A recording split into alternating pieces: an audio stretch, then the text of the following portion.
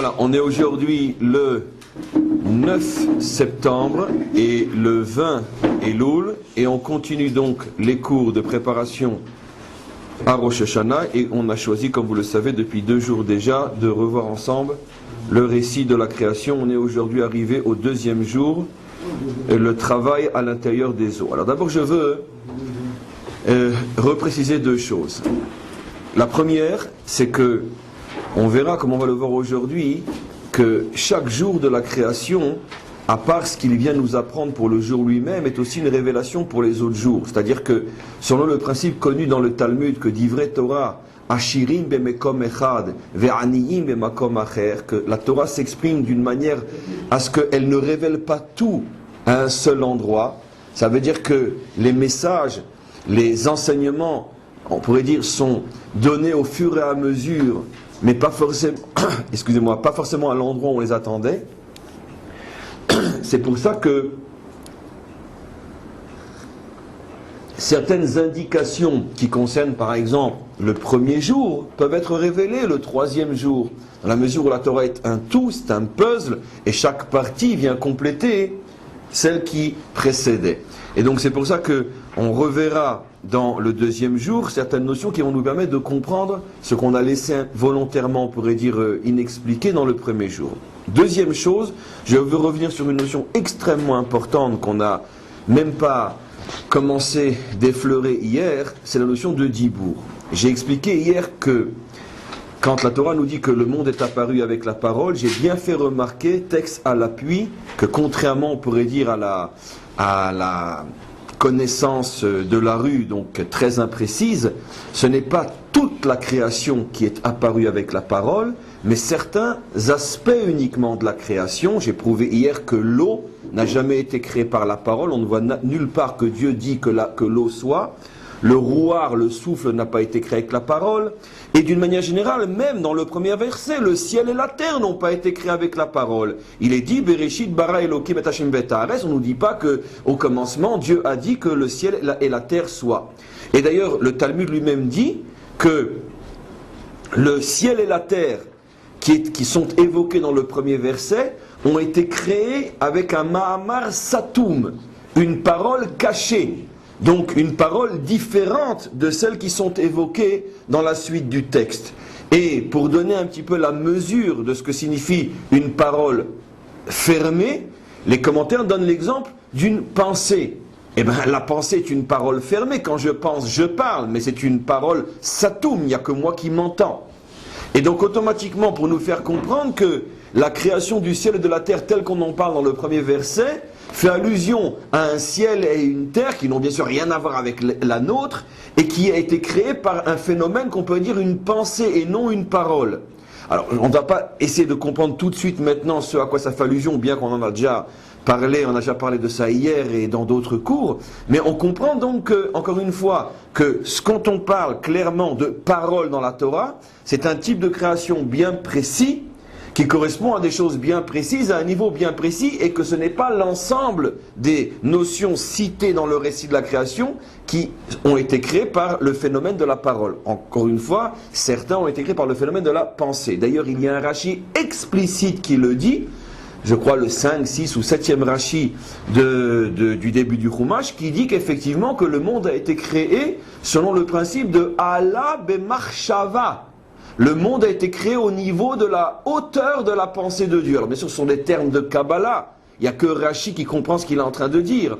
Mais il veut faire allusion au fait qu'il y a, on pourrait dire, une notion de monde créé par la pensée.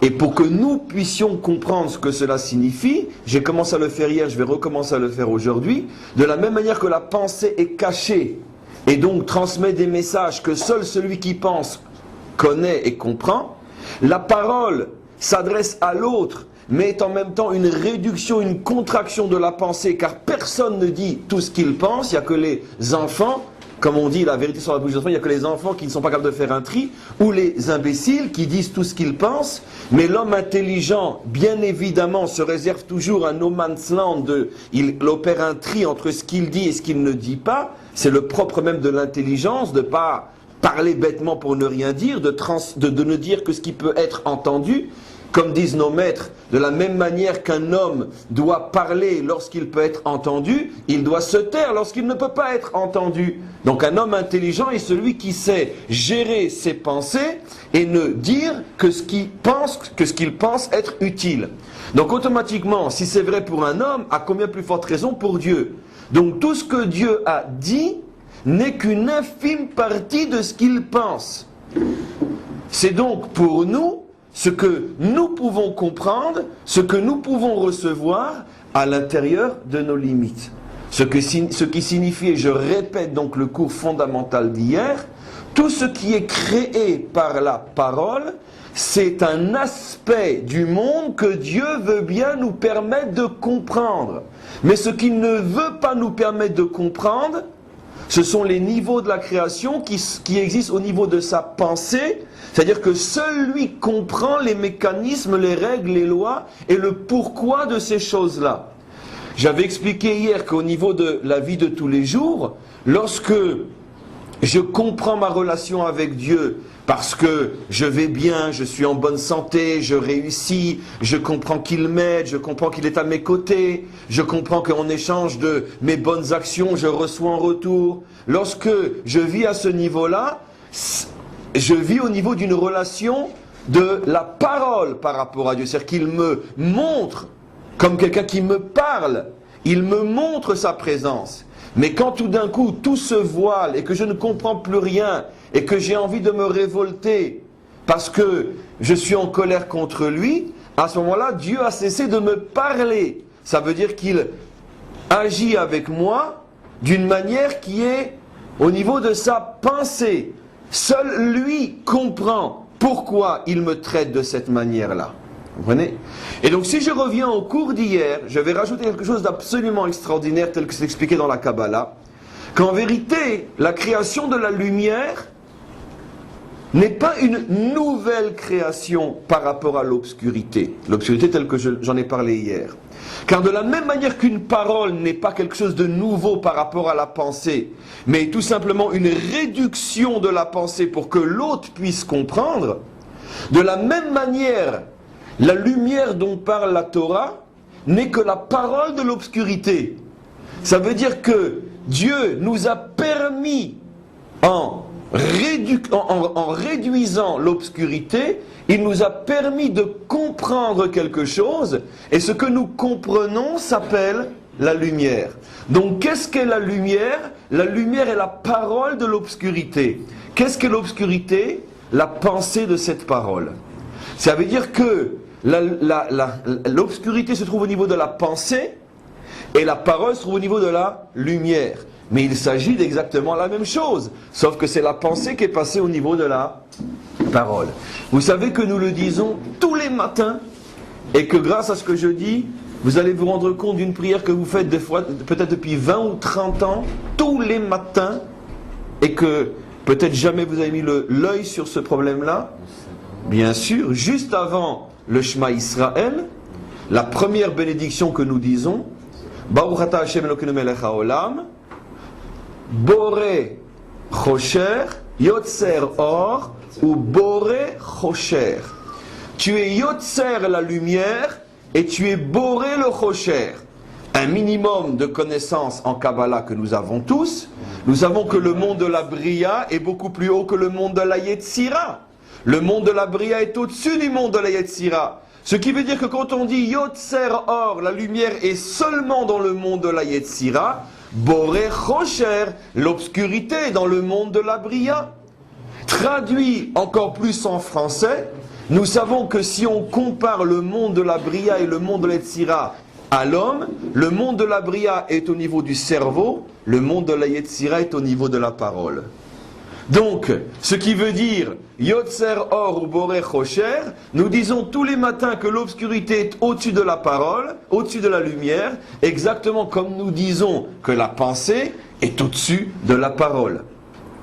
Alors j'avais expliqué hier que cela nous indique que quand on est dans une période à nos yeux d'obscurité, on doit à ce moment-là avoir le réflexe de se dire qu'on est précisément branché à un niveau du divin extrêmement élevé, qui est, on pourrait dire, au niveau du secret et du mystère de la relation entre Dieu et moi, puisque je ne la comprends plus, Et à ce moment-là, je dois justement me renforcer en me disant que certainement, cette obscurité par rapport à moi est en vérité une très très très grande lumière par rapport à lui, dont seul lui a le secret pour l'instant, mais tôt ou tard, cette lumière me sera révélée à moi aussi, c'est-à-dire qu'un jour, je comprendrai la pensée de Dieu. Et ça, c'est exactement ce que dit Rashi, toujours au tout début de son pérou sur le Chumash, lorsqu'il dit « Israël alou b'machshava trila » que le peuple juif arrive à remonter jusque dans la pensée de Dieu. Ça veut dire que le peuple juif, d'un côté, est dirigé dans l'histoire par le principe de la pensée de Dieu, c'est-à-dire on ne comprend rien, mais d'un autre côté, nous bénéficierons un jour, à titre de récompense pour notre fidélité malgré les horreurs, nous bénéficierons un jour de pouvoir comprendre la pensée de Dieu. Ça veut dire que Dieu va nous élever à un niveau de sagesse, à un niveau de compréhension unique, comme quelqu'un qui arrive à rentrer dans la pensée de l'autre. Quand l'autre n'est qu'un autre, c'est pas tellement extraordinaire, mais quand l'autre est un savant, et quand l'autre est le plus grand de tous les savants, et quand l'autre est le savant par excellence, et quand l'autre est Dieu lui-même, imaginez-vous ce que ça signifie pouvoir rentrer dans ses pensées. Donc c'est on pourrait dire une récompense inimaginable qui sera donnée à Israël en échange de cette fidélité de 3500 ans de souffrance où nous n'avons pas pu entendre Dieu parce que nous ne le comprenions pas, mais nous avons accepté le principe de l'alliance, le principe de la fidélité, et en récompense, un jour Dieu nous dévoilera le secret profond de sa pensée. Comment? Donc ça veut dire, c'est ce qu'on appelle dans la chassidoute, la transformation de l'obscurité en lumière. Et selon le principe connu de la chassidoute, lorsque l'obscurité se mettra à briller, elle brillera encore plus fort que la lumière d'aujourd'hui. Un petit peu dans le style de ce qu'on voit dans un autre domaine, que le Baal Teshuva est plus grand que le Tzadik Gamour. Quelqu'un qui a fauté et qui revient peut des fois dépasser celui qui n'a jamais fauté. Parce que l'obscurité redevenue lumière peut, parfois, c'est pas automatique, mais peut parfois briller plus encore que ce qui a toujours été lumière. Ish Gamzu, il était à ce niveau-là. Ish Gamzu était à ce niveau-là, c'est toute l'école de Ish Gamzu, c'est toute l'école de Rabbi Akiva, qui est arrivé à dire Echad au moment où on lui a arraché la peau. C'est toute cette école qui justement est née au début du Galout Edom, ça veut dire en plein dans les souffrances de la destruction du deuxième temple et de la nation juive et dans les décrets romains. C'est sûr que pour tenir le coup, les Juifs ont eu besoin à ce moment-là de produire une pensée extrêmement profonde qui allait nous accompagner pendant toute l'histoire et qui après allait devenir le Zohar, la Kabbalah, la Chassidoute et toute la vision profonde de l'existence. Et effectivement, on peut dire sans se tromper que le précurseur de cette vision, on pourrait dire, de la pensée de Dieu et de ces explications qui nous permettent de comprendre que l'obscurité se mettrait un jour à briller, le précurseur c'est ce fameux Ish Gamzu qui pendant 14 ans a été le maître de Rabbi Akiva, et Rabbi Akiva s'est formé à cette école-là et il est devenu après lui-même le maître incontestable de toute la pensée juive. Et n'oublions pas, ce qui est le plus intéressant pour nous, c'est que l'un de ses principaux élèves était Rabbi Shimon Bar Yochai. Ce qui veut dire que nous devons le Zohar à Rabbi Akiva, qui lui-même doit tout ce qu'il est à Ish Gamzu. Et si nous devons le Zohar à Rabbi Shimon, donc à Rabbi Akiva, donc à Ish Gamzu, nous devons la Kabbalah au Zohar, donc à Rabbi Akiva, donc à Ish Gamzu.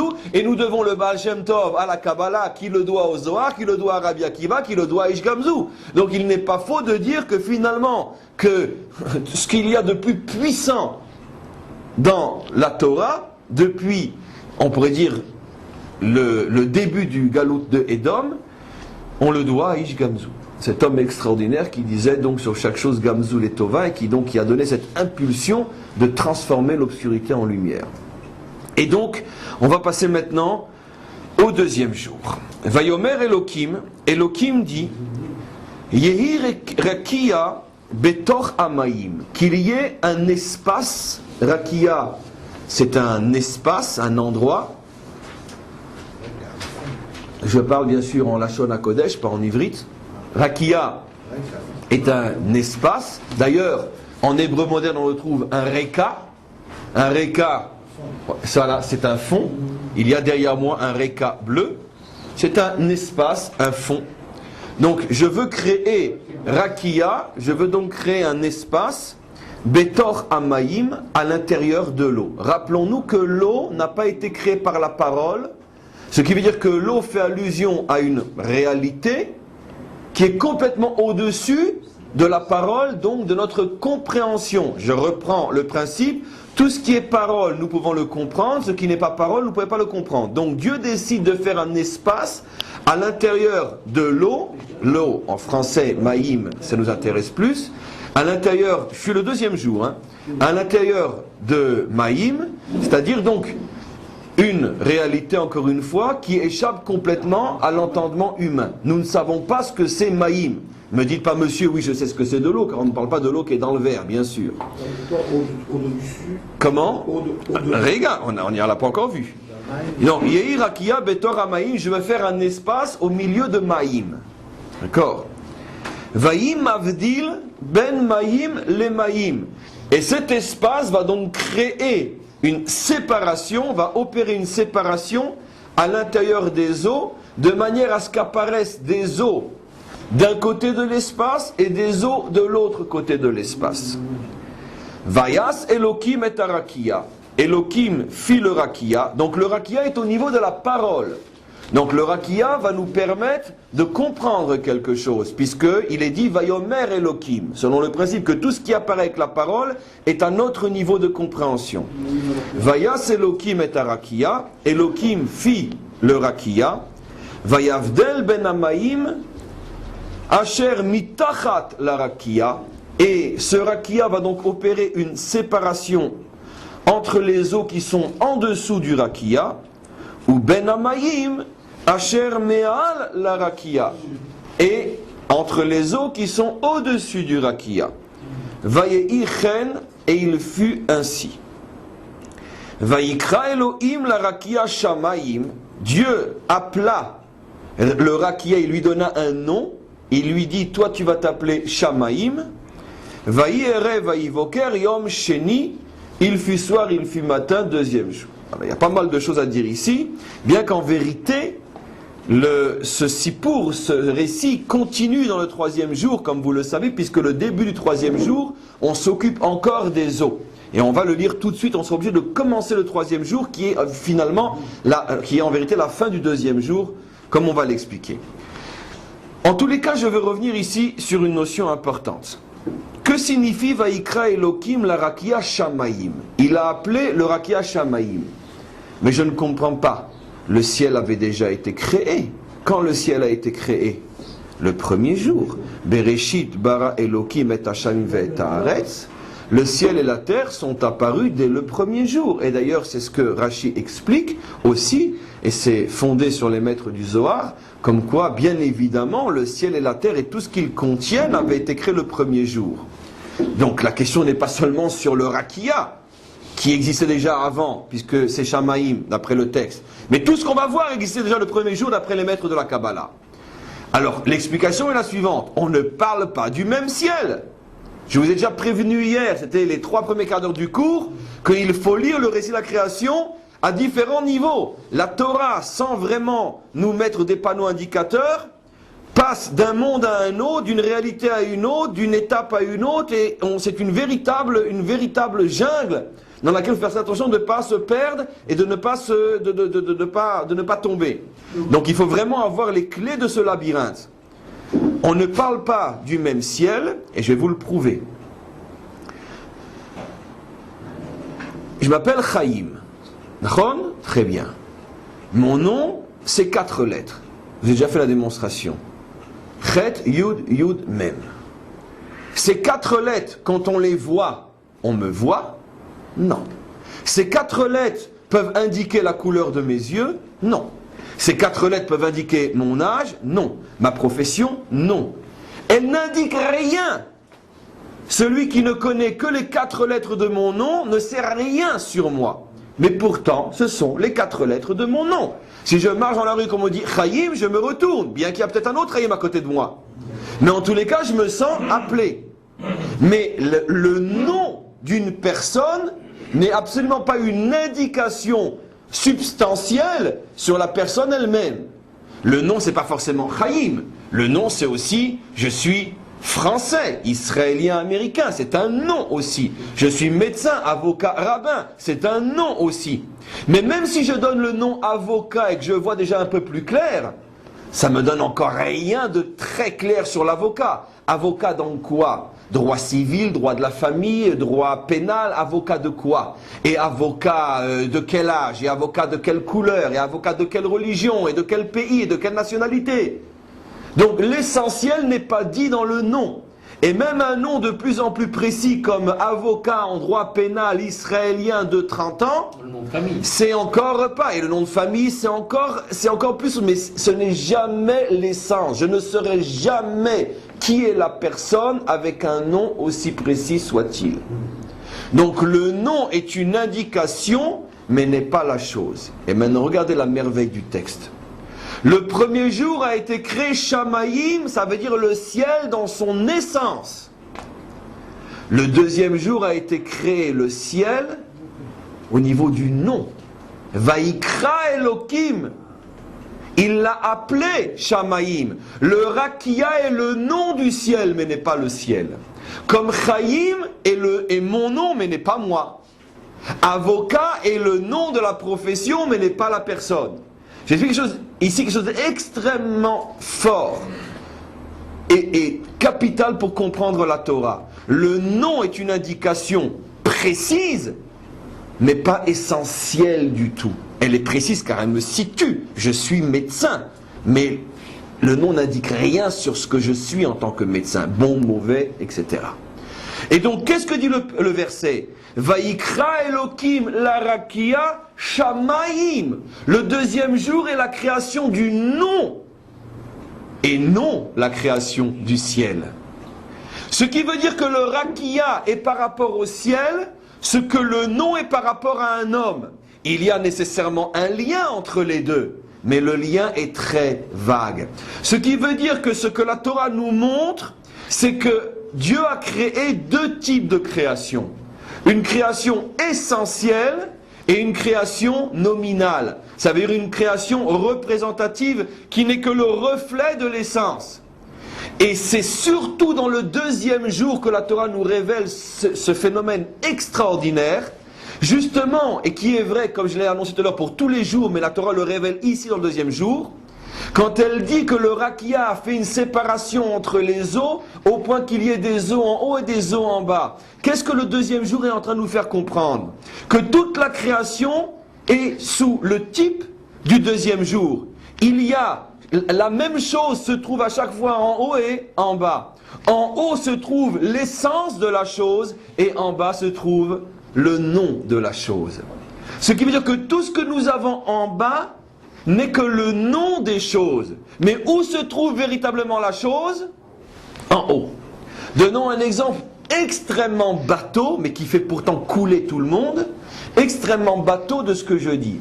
L'exemple standard aura des pâquerettes, mais tellement important malgré tout. Lorsque je travaille et je réussis, j'utilise deux forces pour réussir. Mon intelligence, mon travail, mon sérieux, etc. Moi-même, donc, c'est une force. Et la bracha d'Hachem, le flux divin qui me permet de réussir. Lequel est l'essentiel et lequel n'est que le nom? Ça veut dire lequel des deux flux est la véritable et essentielle et pratiquement unique raison de la réussite? Ben évidemment, si je vous demande, c'est vous devinez la réponse. Mais c'est celle qu'on ne voit pas du tout, qu'on peut arriver jusqu'à nier. D'accord? Ça veut dire que c'est celle qui est en haut. La séparation des eaux en haut et en bas est le symbole de tout ce qui se passe dans l'existence. Toute chose qui existe a une partie d'elle-même en haut. Nous ne sommes que le nom en bas. Et en haut, c'est la véritable chose. Donc, entre le flux humain et le flux divin qui s'associent pour la réussite, lequel est le flux essentiel et l'autre accessoire, vous avez compris. Et c'est le même principe pour toute réalisation humaine dans ce monde. Tout de suite, je vais te laisser la parole. Jusque, par exemple, aux lois de la nature. Donnons un exemple simple, très bateau lui aussi, mais ô combien important. Bien évidemment que tous les cataclysmes, que toutes les maladies, que tout ce qui se passe dans le monde peut peut être expliqué de la manière la plus précise, la plus scientifique possible.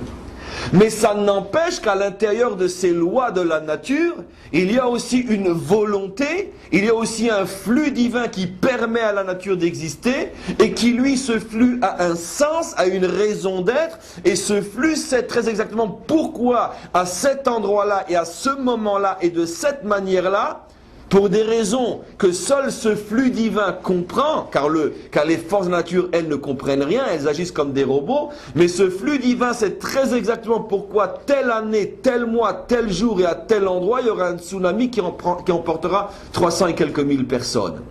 Ce flux divin agit avec ses propres règles et il s'habille ou s'associe à l'intérieur des règles de la nature qui sont le flux naturel. Maintenant, lequel est le flux essentiel et lequel n'est que le nom de ce flux? La nature n'est que le nom du flux divin. Ça veut dire, lorsque nous disons, il y a de grosses plaques de pierre, peu importe, en dessous de la terre, et surtout en dessous de cet océan qui n'est pacifique que ça, d'accord? Lorsque elles se rencontrent, ça fait un effet d'élévation de l'eau, la grosse vague, etc. Tout ça, mais bien sûr que c'est juste. Mais ce n'est que le nom du véritable phénomène qui est la volonté d'Hachem, que je ne cherche pas à comprendre car je ne peux pas comprendre. Mais en tous les cas, je sais que ce n'est que le nom d'eux. Et donc là, on a compris quelque chose d'extraordinaire parce qu'on est, on peut dire, au cœur des fondements de la Emouna d'Israël dans ces versets-là. Oui. Dans le premier verset, on dit que Dieu créa le Shamaïm. Et ensuite, on ne dit pas qu'il a donné un nom au ciel qui s'appelle Rakia, c'est le contraire, on dit qu'il a donné au Rakia un nom qui s'appelle Shamaïm. Non, justement, le nom Shamaïm a été donné au Rakia. Rakia est porteur du nom. Comment je comprends? Rakia est porteur du nom. Ça veut dire que qu'est-ce que c'est Rakia? C'est l'espace qui s'appelle Shamaïm. Il n'est pas Shamaïm, il s'appelle Shamaïm. Je donne un exemple en français. Quand tu dis... Alors pourquoi est-ce qu'il n'a pas créé Parce que le Shamaïm, c'est l'essence, c'est le vrai ciel. Moi, ce que j'aurais compris, si on dit comme ça, dans le premier verset, on dit Dieu créa le Rakia, et ensuite il l'appelle Shamaïm. Mais non, parce que d'abord, mais non. Rakia, c'est le nom du Shamaïm. Mais c'est pas ce qui est marqué. Il crée Elohim la Rakia, Shamaïm. Il l'a appelé Shamaïm. C'est-à-dire que... Il a appelé le Rakia, il existait, il l'a nommé son aspect extérieur qui s'appelle Shamaïm. C'est ce que je t'explique. Alors que dans le premier passouk, l'essence, c'est le Shamaïm. Il y a deux ciels. Il y a le ciel essentiel, d'accord?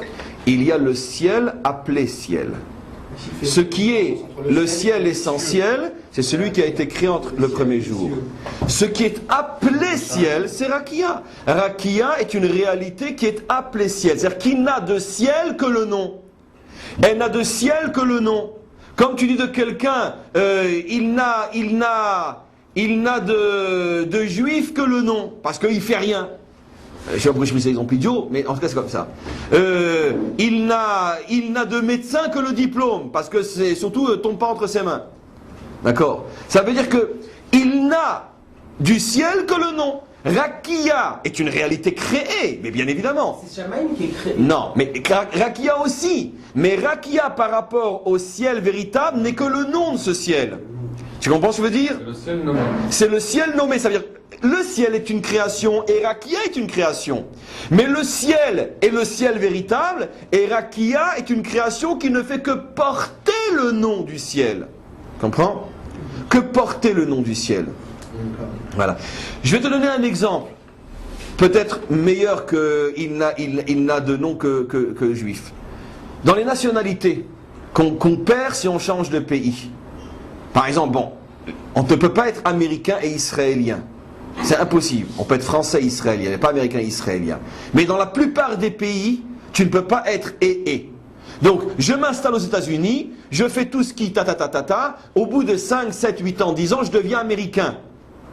Mais je ne suis pas américain. D'ailleurs, personne n'est américain. Mon être. Parce que si je pars ailleurs, on m'enlève la nationalité américaine. Pourtant, je continue d'exister. Ce qui veut dire que la nationalité américaine est un nom, mais n'est pas une essence. Par contre, le nom juif n'est pas un nom, mais une essence. On est juif. on n'a pas le nom de juif. Parce que même si je me convertis à une autre religion, je reste juif. On ne peut pas m'enlever mon nom juif.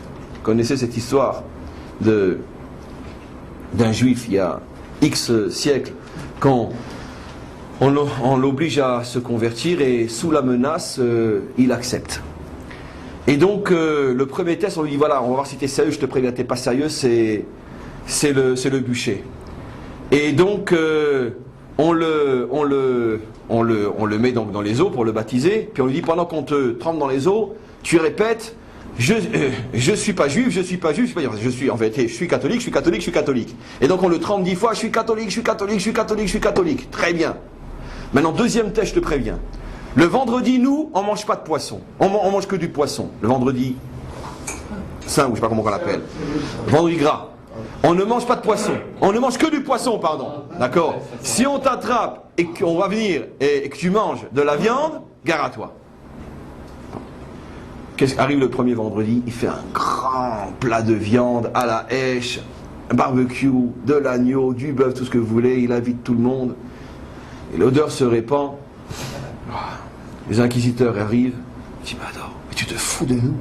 Au moins cache-toi. Tu manges de la viande le vendredi? Mais il dit, mais c'est pas de la viande. Comment c'est pas de la viande? Mais c'est du poisson. Mais comment c'est du poisson? Ah oui, j'ai été dans les eaux, vous m'avez mis hier. J'ai pris la viande, je lui ai dit, t'es du poisson, t'es du poisson, t'es du poisson, t'es du poisson. C'est du poisson, c'est pas de la viande. Et donc, c'est excellent dans les deux sens. C'est du poisson, tu peux prendre un juif, tu peux dire t'es pas juif, t'es pas juif, t'es pas juif.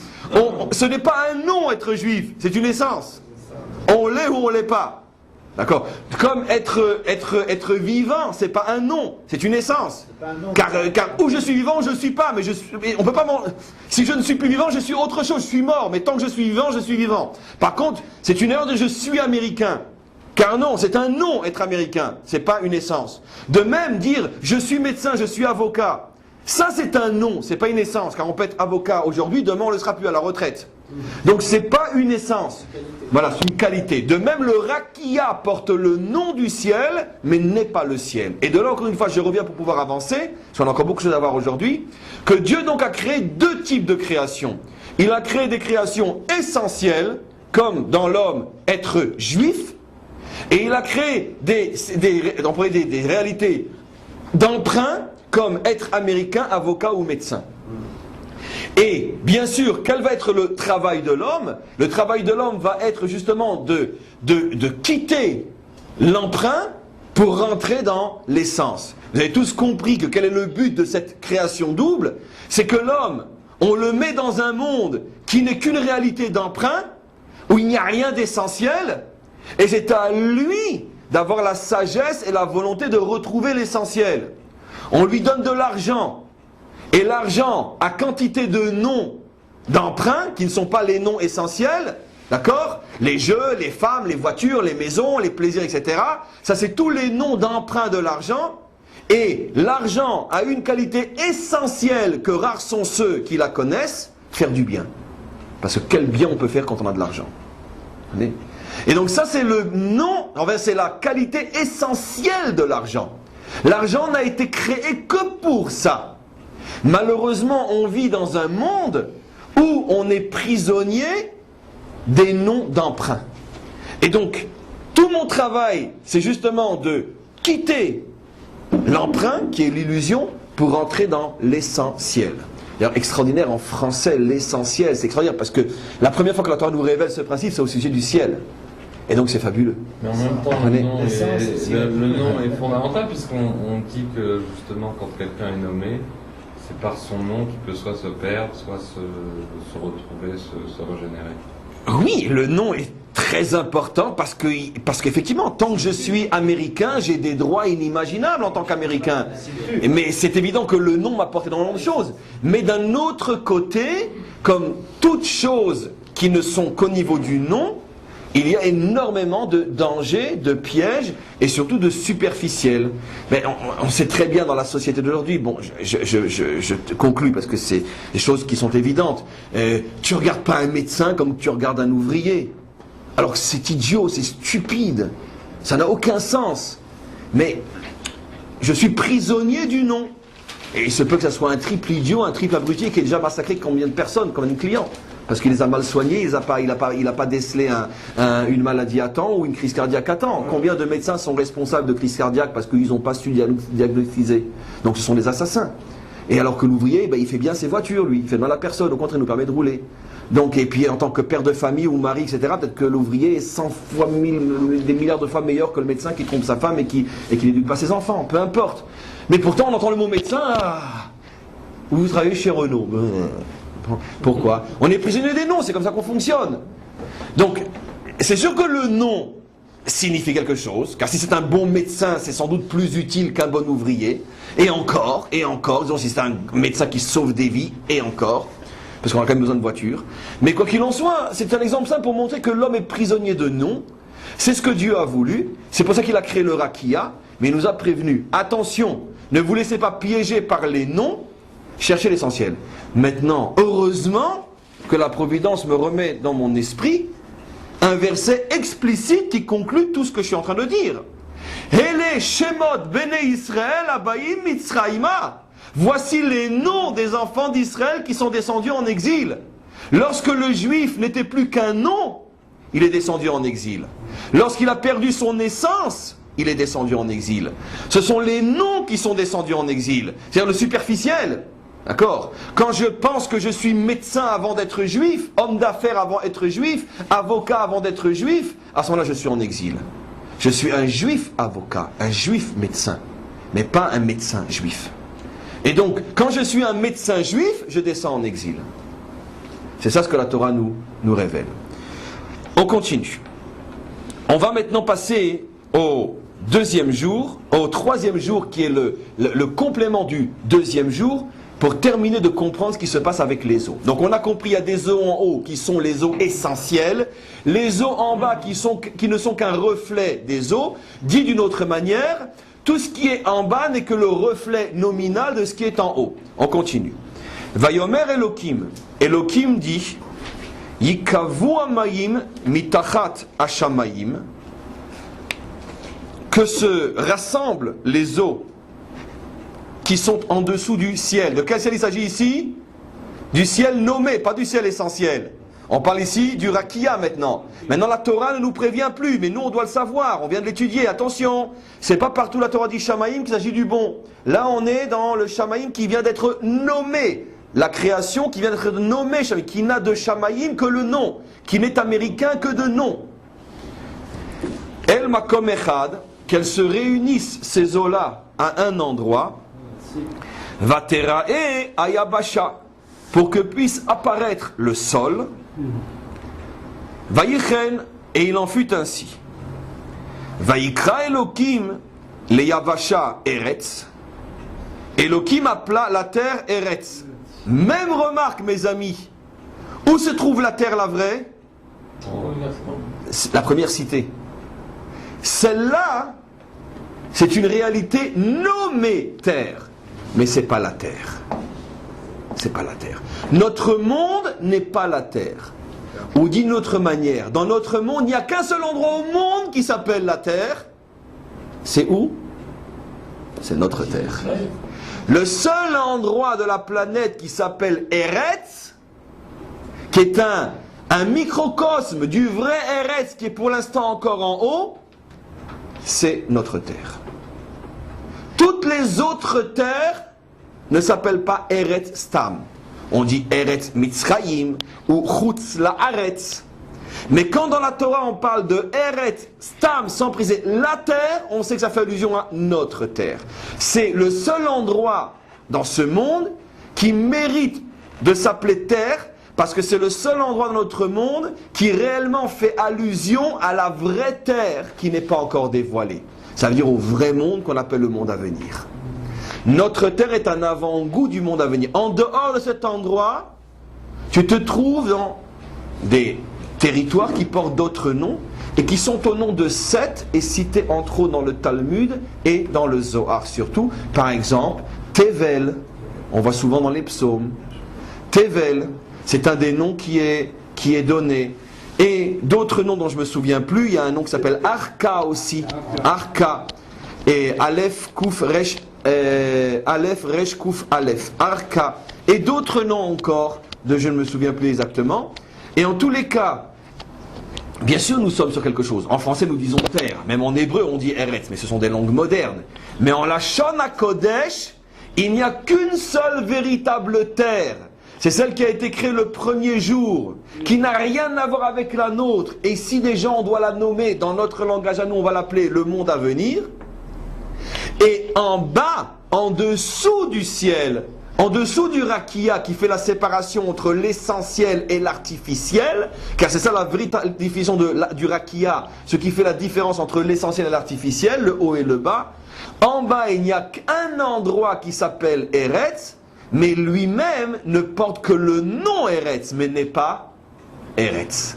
Regardez comme c'est beau. C'est ce qu'il dit, Vaikra Elokim le Yavasha Eretz. Yavasha est une réalité qui porte le nom de Eretz, mais qui n'est pas Eretz. Et ça fait allusion bien sûr à notre terre, comme on va voir tout de suite.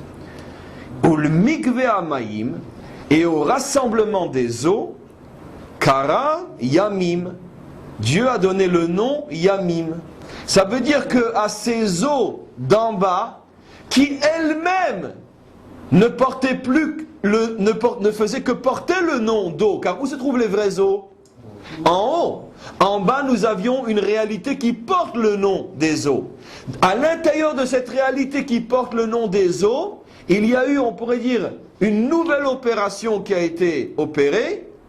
On a créé un rassemblement dans ces eaux d'en bas, et à l'endroit du rassemblement, on a donné maintenant un autre nom, Yamim.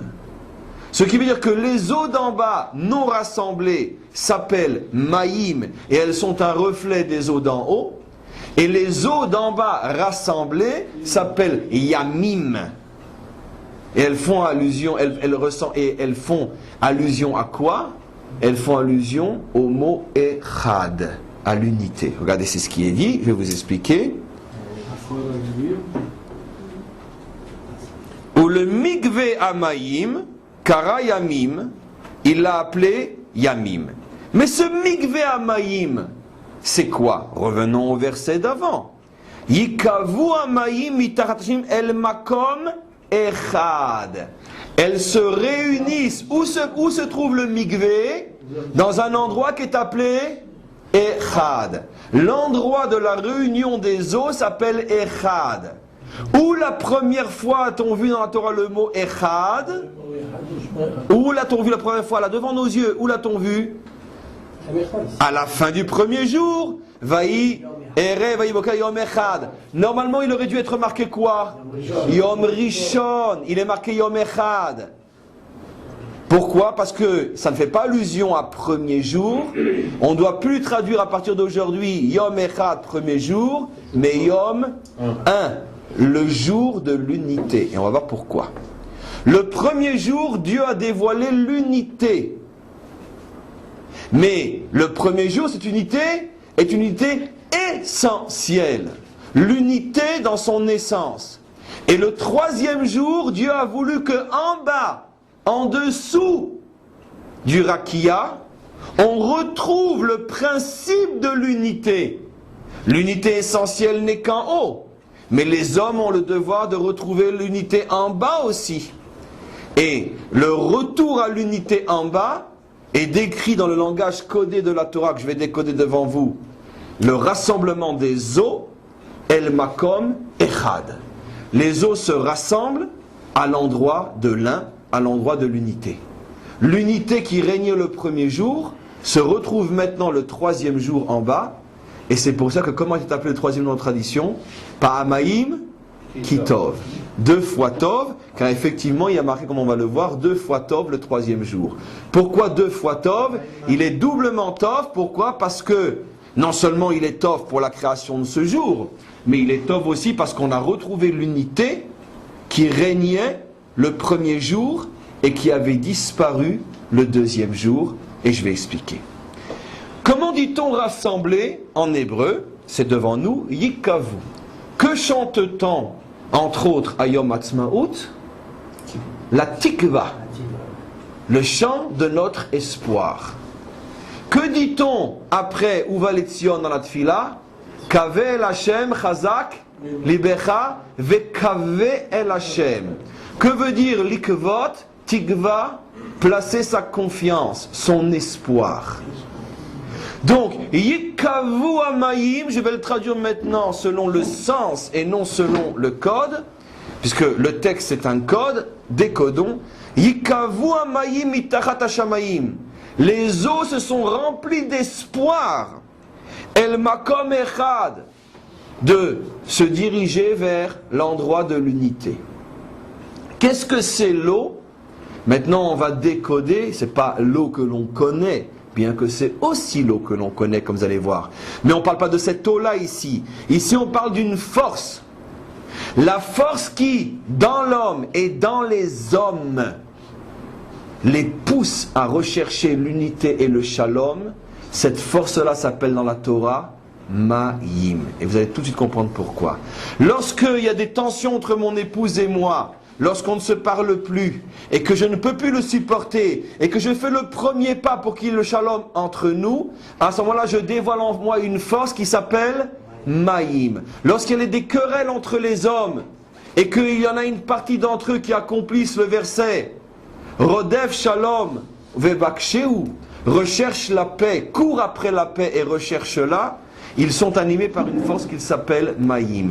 L'espoir d'unité, l'espoir de paix s'appelle dans la Torah Ma'im. C'est ça la véritable traduction de ce merveilleux verset. Yikavu amayim mitachat Hashem el makom echad. Il y a eu un désir profond des eaux de se réunir à l'endroit de l'unité, à se rassembler en l'unité. Et cette force-là s'appelle Ma'im. Oui. Dans le Yabasha, c'est la même chose, parce qu'on a prouvé géologiquement que vous disiez que c'était le vrai Yabasha, c'était Eretz Israël, mais on a prouvé, c'est-à-dire le centre, on a prouvé que avant que les continents se séparent, le point nodal, le point d'où s'est créé tous les continents, c'est Eretz Israël. Au niveau des couches géologiques, ils ont montré que en Amérique du Sud, en Asie, etc., on trouvait les mêmes strates que ce qu'on trouve dans le sous-sol d'Eretz Israël. Et tout le monde sait à quel point sur notre petite terre, on retrouve pratiquement tous les climats, toutes les facettes qui sont éparpillées dans le monde. On trouve des canyons, on trouve des montagnes, on trouve des déserts, on trouve des lacs, on trouve des rivières, on trouve des mers. On trouve dans ce pays, on peut faire du ski le matin sur le Hermon et on peut se baigner dans la mer morte 4-5 heures après. Et donc passer d'un climat à un autre en 300 km, en 200 km. L'élément haut a cette faculté justement de s'unir. Alors justement, maintenant on va voir maintenant, à partir du moment où tout ce qui existe en bas est le reflet, le nom de ces notions fondamentales, alors pourquoi dans l'eau que nous connaissons, nous retrouvons le principe d'unité? Et je pose une autre question à laquelle je vais répondre. Et pourquoi pour nous, dans la Torah, l'eau est toujours symbole de purification? C'est forcément lié à ça. L'eau, c'est le grand purificateur. J'explique. Regardez ce que c'est de l'eau. L'eau prend toujours la forme du réceptacle que tu lui présentes. Tu le mets sur la table, il prend la forme de la table. Tu le mets dans le verre, il prend la forme du verre. Tu le mets dans un rond, il prend la forme du rond. Bekitsour, l'eau s'adapte. L'eau est le symbole du principe d'unité. Pourquoi toi et moi, pas toi et moi, mais pourquoi toi et moi n'arriverons pas à nous unir? Oh, tu penses pas que moi tu as un sale caractère, donc je te supporte pas tes idées, laisse-moi tranquille. D'accord. J'aime pas la couleur de ta peau, j'aime pas la couleur de tes cheveux, j'aime pas ta religion. D'accord. J'aime pas ton pays et j'aime pas tes idées. Ça veut dire quoi? J'arrive pas à... Je peux pas être de l'eau avec toi. J'arrive pas à m'adapter. J'arrive pas à prendre tes formes. Le rejet à être cool, pas mal, excellent. Parce que tu es en train de faire un café, c'est pas de commencer à ça. J'arrive pas à être cool. L'eau est le symbole de la force d'adaptation. La force d'adaptation, c'est la condition sine qua non à l'unité entre les hommes. Parce que qu'est-ce que ça veut dire l'unité? S'adapter, ou en bon français, supporter la différence. L'unité ne signifie pas que tu vas penser comme moi, parce que c'est plus de l'unité, c'est de l'uniformité, ou tout simplement de la dictature et du fascisme. L'unité, c'est que deux différences peuvent s'unir et se supporter. Or, ça demande un travail d'adaptation énorme. Pourquoi il y a tellement de tensions dans tous les meilleurs mariages du monde, au moins dans les premières années, et malheureusement, très souvent, beaucoup plus encore, pour les couples qui ne font pas vraiment l'effort de s'adapter. Mais pourquoi même chez ceux qui veulent s'adapter, qui finiront par s'adapter, au début c'est très dur? Mais c'est deux mondes, deux univers qui viennent des quatre coins de leur exil, et qui doivent s'adapter. Il n'y a rien de plus dur pour une femme de s'adapter à un homme. Il n'y a rien de plus dur pour un homme de s'adapter à une femme. C'est ça que Manitou avait dit à quelle chasse à l'unité des valeurs. Mais bien sûr, bien sûr. Et pourquoi? Parce qu'il y a une adaptation. Donc si je ne me fais pas haut, je ne pourrai jamais me faire à ma femme. Si elle ne se fait pas haut, elle ne pourra jamais se faire à moi. Je vous signale que cette idée fondamentale, on la retrouve même dans le principe le plus clair de l'union. Ce qui s'unit d'elle et moi, c'est du liquide. Regardez le message extraordinaire qu'il y a là-dedans. Pour s'unir et ne former qu'un, qui est l'enfant, il faut se faire liquide. Et le Goël, il sort de l'eau. Et donc, comment? Et le Goël sort de l'eau. Goël, le Chazak et le Goël, Moshe, sauvé des eaux. Mais dans le sens, pas sauver des eaux, c'est une traduction française. Oh, qu'est-ce qui m'est arrivé? Il est puisé des eaux. Il n'y a marqué nulle part sauver des eaux, c'est une trahison de la traduction. Il est sorti des eaux, ça veut dire il émane de l'eau. Il émane de l'eau. Ça veut dire qu'il a la nature eau. Et c'est pour ça qu'il arrivera à supporter un peuple aussi fou que le nôtre. Parce qu'il faut le faire pour diriger Israël pendant 40 ans. Il suffit de lire... 40 ans dans un désert. Déjà, 4 ans sur cette terre, il n'y en a aucun qui tient. 40 ans dans un désert. C'est ça la seule grandeur véritable de Moshe. Tout le reste c'est du blabla. Qui est arrivé à nous diriger pendant 40 ans dans un désert. Et jusqu'à aujourd'hui, chaque juif dit le mot Moshe, il tremble. Il frissonne rien qu'à l'entendre du mot Moshe. Ça c'est la grandeur de Moshe. Parce qu'il était haut. Dans le langage de la Torah, il était le plus humble des hommes. Il est né au mois d'Adar, il est poisson. Il est le plus humble des hommes. C'est quoi l'humilité? Adapte-toi. C'est pas grave, tu supportes pas, tu ne supportes pas, c'est différent de toi, mais adapte-toi, tu peux pas partir en guerre contre le monde entier. Donc vous avez compris maintenant pourquoi l'eau, même en bas, est le symbole de l'unité, et pourquoi l'eau va être porteuse de purification. Et de là vous allez comprendre une chose extraordinaire. Si l'eau purifie, c'est donc que l'impureté, c'est porter sur soi une force qui est le contraire de la pureté. Ce qui veut dire que qu'est-ce que c'est l'impureté, mes amis? Aujourd'hui, une définition extraordinaire. C'est quoi l'impureté? Eh bien, c'est l'incapacité de supporter la différence. C'est l'intolérance. La racine de l'impureté est l'intolérance. Si je suis quelqu'un, peu importe, religieux ou non, rabbin ou non, mais que je n'arrive pas à me lier d'amitié profonde et sincère avec celui dont je ne supporte pas les idées, car si je supporte les idées, c'est avec moi-même que je communique. Mais si je n'arrive pas à me sentir fraternellement uni et lié avec celui qui m'agace par ses idées, eh bien je suis un homme impur. Et c'est pour ça qu'on me dit, trempe-toi dans l'eau, disparais dans l'eau, qu'on ne voie même pas un seul de tes cheveux qui sortent de l'eau. Disparais. Toi qui demandes aux autres de disparaître, toi tu n'as qu'à disparaître. Car quand on ne laisse pas de place aux autres, on n'en mérite pas soi-même. Et donc on se trempe dans l'eau, on rentre en contact avec cette force de l'unité, et c'est ce qui nous purifie. Vous savez, donc c'est ça la force du mikvé. C'est pour ça qu'avant Shabbat, on va au mikvé. Comment? Mais c'est ça le mikvé, mikvé hamayim. C'est ça le mikvé. Mais c'est marqué ici, mikvé hamayim. C'est ça le mikvé. Oui, mikvé c'est un rassemblement d'eau. Bien sûr, c'est un mikvé. Tout rassemblement d'eau qui a bien sûr les mesures de... Tous les rabbins sont les couples, l'unité des... Se retrouver dans un puits, chazak. Pourquoi tous les couples sacrés se sont retrouvés autour d'un puits? Bien sûr, dans la Torah. L'unité, l'eau c'est l'unité. Et ceux qui repoussent la différence, c'est ceux qui bouchent les puits d'Abraham.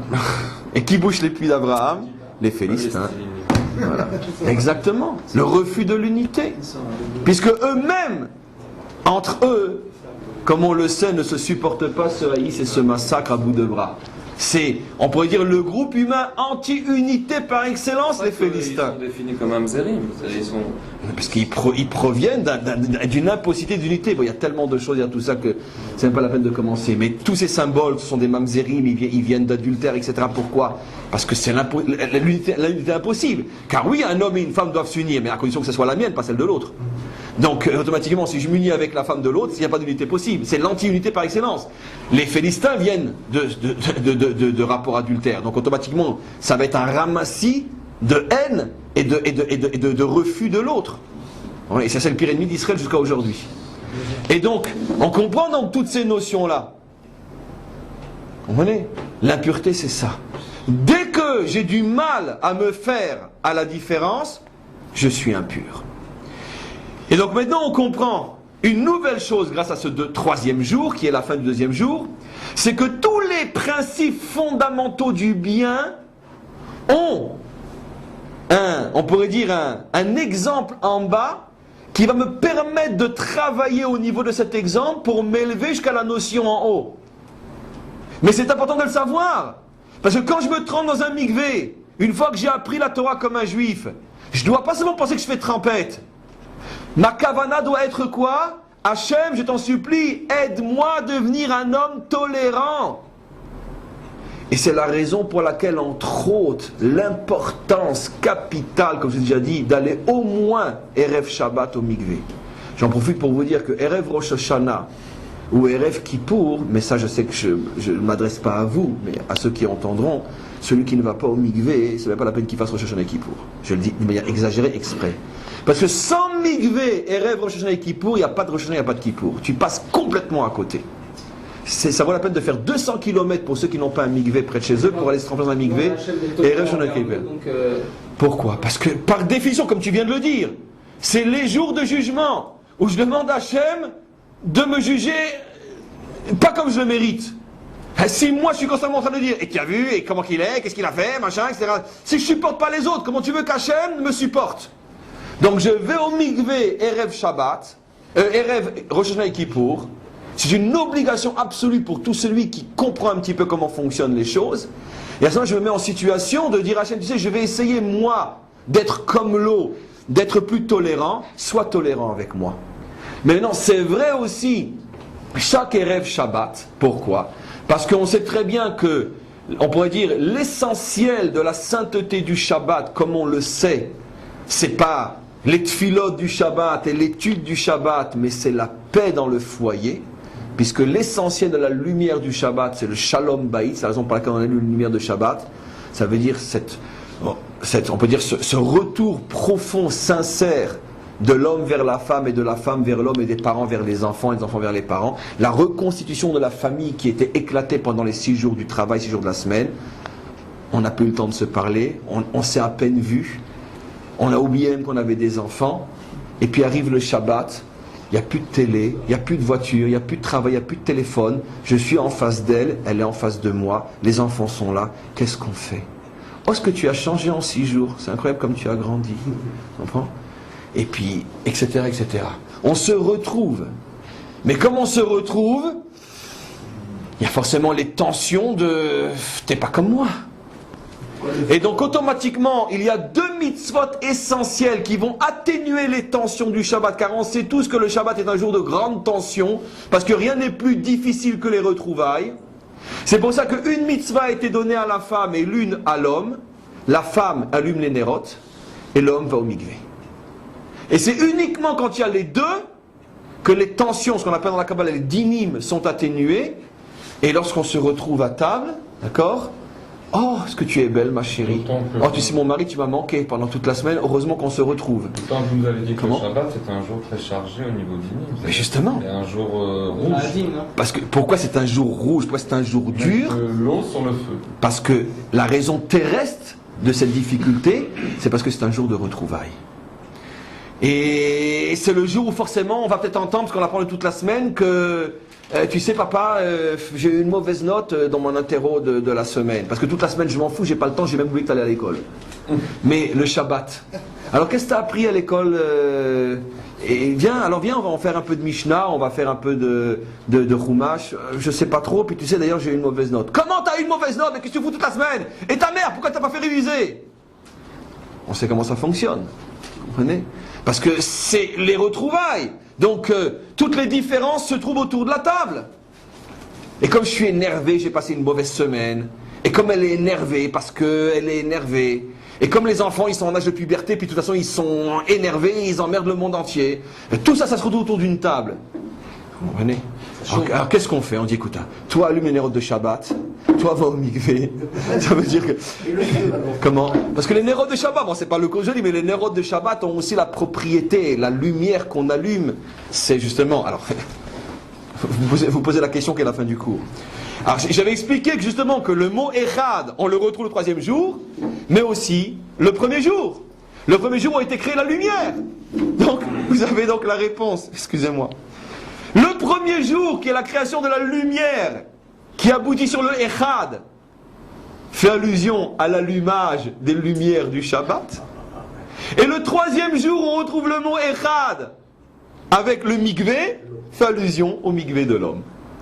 Et de là, la Torah nous révèle dans le secret le plus profond de ces versets que les deux principes d'unité dans le monde qui atténuent les tensions et qui permettent d'arriver à l'un, c'est la lumière et l'eau. Maintenant, ce qui est très intéressant, on pourrait parler encore pendant des heures, mais je suis obligé de m'arrêter, c'est que on pourrait dire la force du un par le biais de la lumière est une force féminine, la force de l'un par le biais de l'eau est une force masculine. C'est très intéressant parce que c'est exactement le contraire de ce qu'on aurait dit. L'eau est féminine, la lumière est masculine. On pourrait dire, dans l'image biblique classique, l'homme se montre, l'homme brille, et l'homme est à l'extérieur. La femme est pudique, elle reste à l'intérieur. Donc si déjà, on devrait comparer l'un ou l'autre à la lumière, ce serait plutôt l'homme. De même, la femme, elle est haut. Pourquoi la femme, elle est haut? Parce que la femme, elle s'adapte. La femme, elle adapte son corps à la vie. Elle laisse son corps se transformer au rythme de ses grossesses. Elle donne son corps à son mari. Elle donne son temps à ses enfants. Elle n'existe que pour se faire, pour s'adapter à quelque chose qui n'est pas elle. Donc si déjà, apparemment, il y en a un qui est haut, c'est la femme. Si il y en a un qui est lumière, qui brille, c'est l'homme. Or, on voit que c'est exactement le contraire. Mais en vérité, la réponse est dans la question. À chacun d'aider l'autre à devenir lui-même. Et c'est marqué explicitement. La femme allume les lumières parce que son rôle est d'aider son mari à briller. Ça veut dire que la femme révèle dans l'homme la lumière de l'homme. Et l'homme doit savoir que s'il brille, ce n'est que grâce à elle. Comme Rabbi Akiva a dit à ses élèves, Sheli veshelachem, Shelaï. Ce que je suis, ce que vous êtes, c'est elle. C'est pour ça que l'homme prépare les bougies. Et c'est pour ça que l'homme aussi prépare les bougies, comme pour montrer que c'est une chose qui le concerne. Mais c'est elle qui allume pour montrer que justement, pour faire comprendre à l'homme, si tu brilles, tu le dois à ta femme. Et elle et lui se trempent dans l'eau. Il s'annule devant la grandeur de son épouse. Il disparaît dans l'eau, c'est-à-dire qu'il fait l'aveu. Il reconnaît la dimension féminine, il reconnaît que l'eau, la force qu'a son épouse de s'adapter, de se faire, de donner son corps, même jusqu'à détruire son corps pour donner la vie. Parce que chaque femme qui donne la vie se détruit physiquement à donner la vie, parce que l'enfant lui prend son calcium, son fer, son magnésium, etc. Sans compter son temps et ses forces. Et après son lait qui est son sang. Et qu'une femme s'adapte, elle est haut. Et l'homme se trempe dans le mikvé comme pour dire, tu sais, peut-être que des deux, c'est moi qui brille le plus. Si tu es une vraie femme vertueuse qui est pudique et ne se montre pas. Mais je suis conscient qu'en vérité, tu es ma lumière et tu es mon eau. Ça veut dire qu'en vérité, je te dois tout. Shamaïm, c'est une fusion du mot Esh et Maïm, Chazak. Le mot Shamaïm, comme on le sait, est une fusion donc, de la lumière. Donc, il y a les eaux, il y a le soleil, et entre les deux, c'est quoi? Et Esh a fait allusion à la lumière aussi, le Esh à la lumière. Donc avec tous ces symboles-là, on les retrouve de manière extraordinaire. Et on arrête pour aujourd'hui car on est crevé. Et on arrête. On reprend demain, on continue ce cours. Donc demain, comme j'ai dit, il n'y aura pas directement cours de paracha. Mais on continue ces cours-là, et si je vois une occasion de lire malgré tout quelques passages de la paracha au cours de demain qui continue demain, on termine le 3e jour et on commence le 4e jour. Et si ça sort, on y arrivera à lier malgré tout le cours à la paracha.